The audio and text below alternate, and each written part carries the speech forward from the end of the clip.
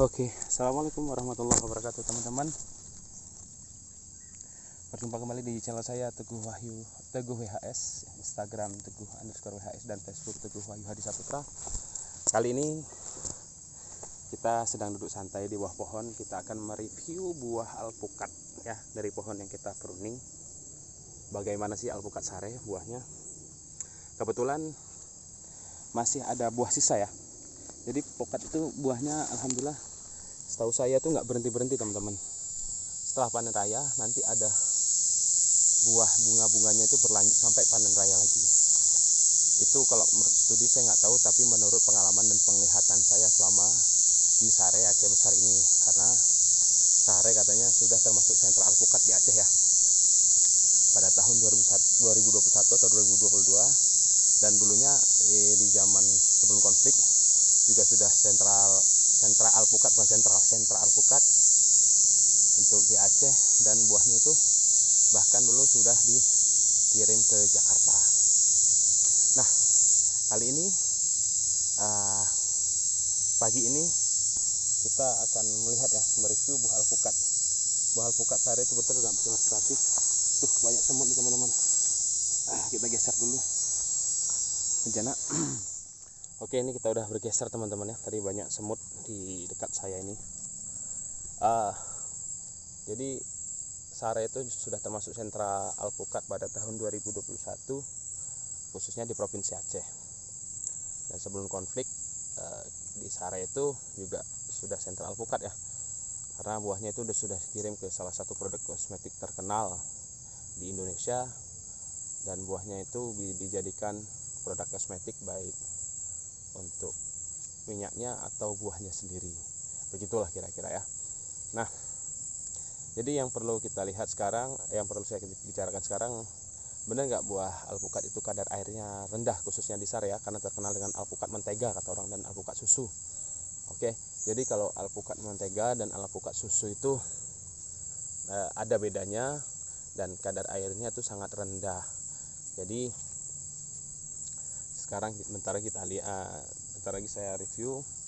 Saya jelaskan dulu. Kalau alpukat mentega itu besar, kuning, kadar airnya sedikit. Ada juga kadar airnya yang banyak, tapi kita rata-rata di Sare itu alpukatnya mengandung kadar air yang sangat sedikit, jadi sangat kental dan lemak, makanya dibilang alpukat mentega.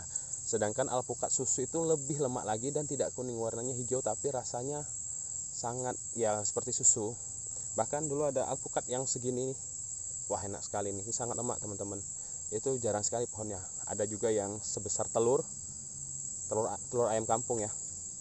Nah, itu juga pohonnya pun udah mati, karena kita nggak sempat review, udah mati beberapa tahun. Saya kalau misalnya kita mau ngejus satu gelas besar gitu, satu biji alpukat setelur itu, kalau yang alpukat susu entah alpukat apa, tapi kalau orang bilang sini pokat ateng karena kecil. Nah itu enak sekali teman, bisa satu biji gila buah alpukat bisa rasanya segelas, walaupun encer, tapi sangat lemak teman-teman. Nah, untuk kali ini kita akan melihat buah alpukat yang di Sare ya.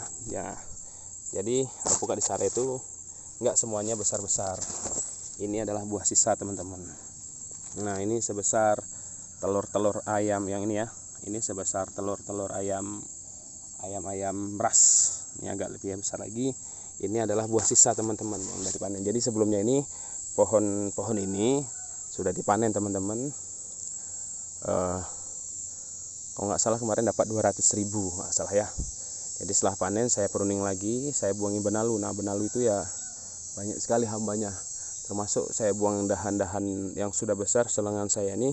Dahan-dahan yang nggak perlu saya potong, karena tingginya menjulang, nggak menyamping, sehingga kalau untuk penunasan atau pruning kita sangat susah. Nah, betulan sekali ini ada alpukat. Wah, udah dimakan semut ya. Nah, ini udah dimakan binatang, mungkin kelelawar.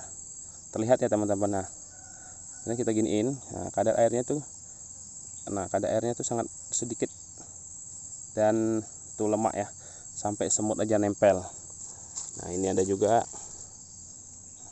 Oke. Nah, jadi Jadi buah alpukat sare ini sudah sangat terkenal, dan buah alpukat sare ini teman-teman rata-rata tidak gonyeh atau banyak kadar air dan tidak berserat ya. Biasa kalau ada alpukat sini berserat. Nah, jadi waktu kalau kita buat pokat kocok itu kurang bagus ya.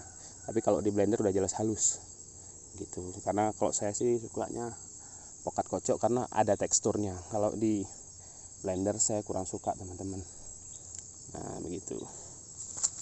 Jadi beginilah nih teman-teman, kenapa saya memilih berkebun alpukat.